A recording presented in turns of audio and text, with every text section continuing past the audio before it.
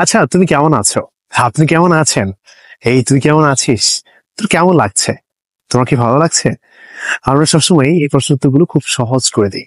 I am happy. আমি বলি আজকে তুমি কেমন আছো? বলে আই এম হ্যাপি টুডে।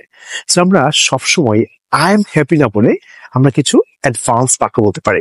খুবই সহজ ভাবে আমরা বলতে পারি I am on cloud nine. বলতে পারেন আপনি আই এম থ্রিলড। অনেকে বলে I am thrilled two bets. অনেকে বলে I am all for the moon. ঠিক আছে, আই এম রিয়েলি ডিলাইটেড। আর আপনি বলতে পারেন আই এম ডিলাইটেড। আমি যেটা বললাম না যে আই এম রিয়েলি ডিলাইটেড, ওটার পরবর্তী কিন্তু আমরা বলি I am thrilled two bets. আমরা কিন্তু এটা বলে থাকি।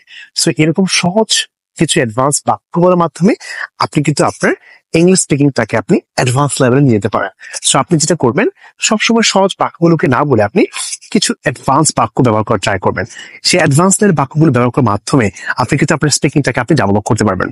তাহলে এখন থেকে শুরু করুন ইংলিশ শেখা সহজভাবে। ইংলিশ নিয়ে আর কোনো ভয় নয়।